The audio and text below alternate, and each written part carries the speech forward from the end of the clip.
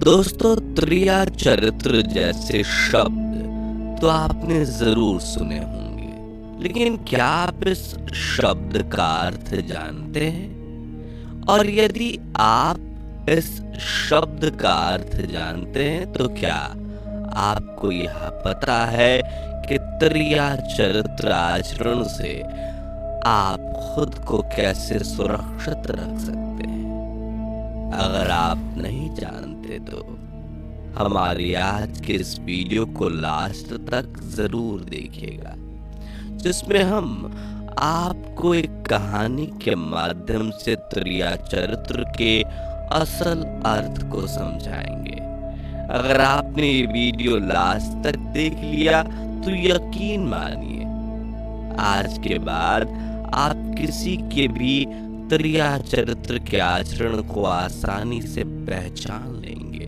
तो चलिए शुरू करते हैं आज की ये वीडियो। ये कहानी प्राचीन समय की है, जब एक राजा हुआ करता था। उस राजा का सिर्फ एक पुत्र था, इसलिए राजा ने अपने बेटे को शासन व्यवस्था की शिक्षा बचपन से ही देनी शुरू कर दी थी। 14 साल की उम्र होने के बाद राजकुमार की शादी एक सुंदर राजकुमारी से कर दी गई। राजकुमार अपनी शादीशुदा जिंदगी जी भी रहे थे, साथ ही अपने गुरुओं से शिक्षा भी ग्रहण कर रहे थे। उस जमाने में राजा और राजकुमारों के लिए आम बात थी कि वह एक साथ कई विवाह कर सकते थे। राजकुमार ने भी एक के बाद एक 7 विवाह कर लिया।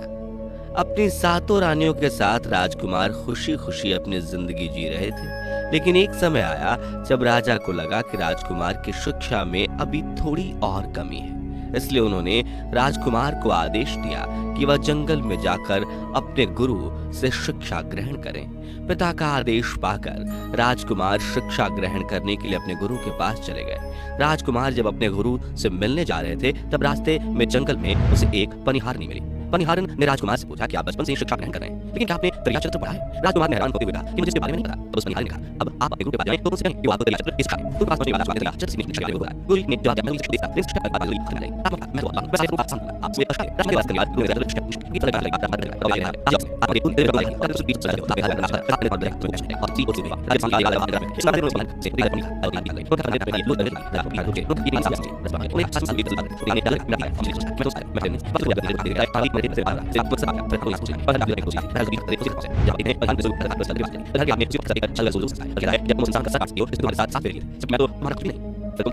मेरे साथ कुछ भी कर सकती है। मैं किसी ऐसी महिला को हरगिज़ नहीं अपना सकता। पनिहारन रोते रोते अपने घर लौट जाती है। अगली सुबह वो अफवाह फैला देती है कि किसी ने उसके पति की हत्या कर दी। राजा तक यह खबर पहुंचती है। वो अपने आदमियों के साथ वहां पहुंचते हैं। राजा के आदमी उसके पति के दाह संस्कार के लिए उसे ले जाते हैं। पनिहारिन अपने पति के वियोग में झूठा विलाप करने लगती है और वो भी अपने पति के साथ सती होने की बात कहती है।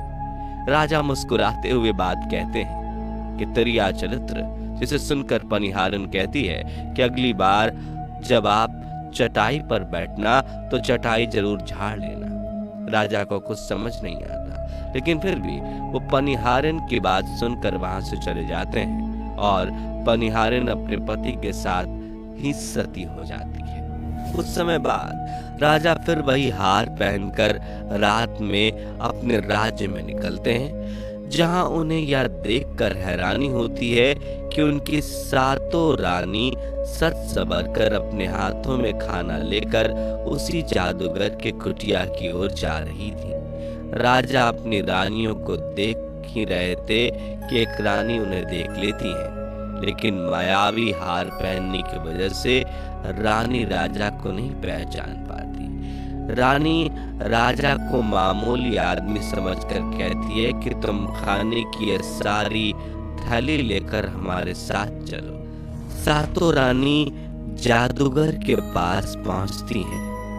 जादूगर पूछता है कि यह आदमी कौन है। रानी कहती है कि इसे हमने अपना सामान ढोने के लिए साथ लाया है। जादूगर कहता है कि ठीक है, आज ये आदमी इस कुटिया में रुक जाएगा।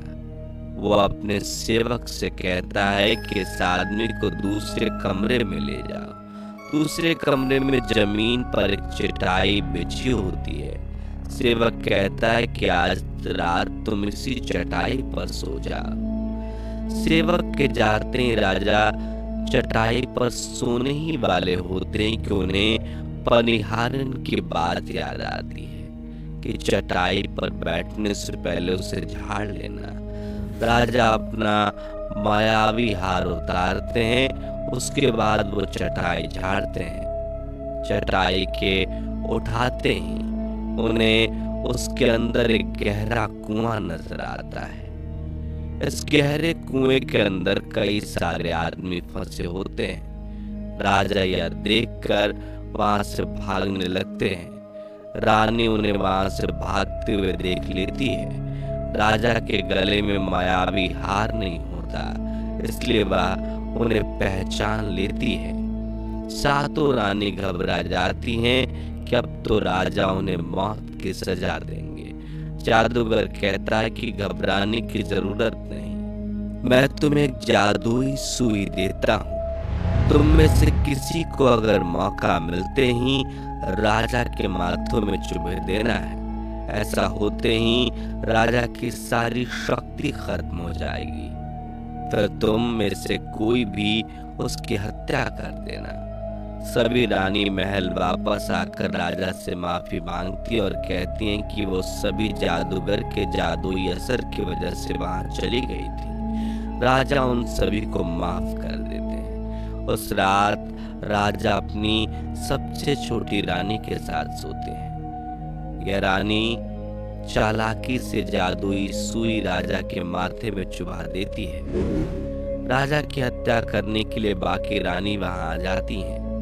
राजा को सारा मामला समझ में आ जाता है और वह वहां से भाग जाते हैं। गिरते पड़ते वह अपने गुरु के पास पहुंचते हैं। राजा की हालत देखकर गुरु कहते हैं कि मैंने तुम्हें पहले ही बताया था कि तेरी चरित्र की शिक्षा तुम्हारे जीवन को खतरे में डाल देगी। राजा कहते हैं कि कृपया हमारी मदद कीजिए।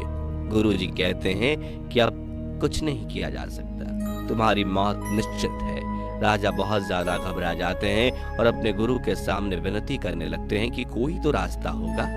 तब गुरु कहते हैं कि एक रास्ता है, अगर मैं तुम्हें इंसान से तोता बना दूं और तुम राजा सुखराज के राज्य में चले जाओ तो तुम्हारी जान बच सकती है, क्योंकि उस राज्य में जादूगर के जादू का असर नहीं होता।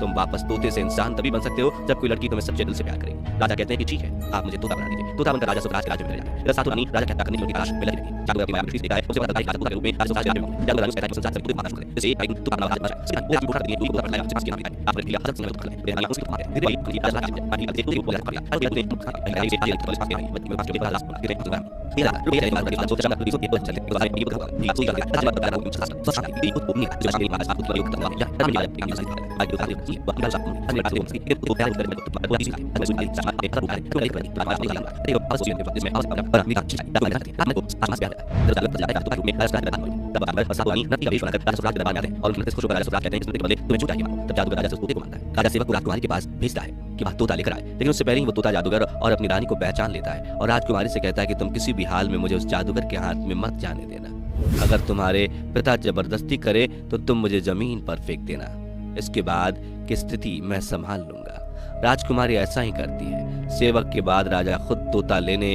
राजकुमारी के पास आते हैं, लेकिन राजकुमारी तोता देने को तैयार नहीं होती। इसके बाद राजा गुस्सा हो जाते हैं। तब राजकुमारी गुस्से से तोते का पिंजरा जमीन पर फेंक देती है।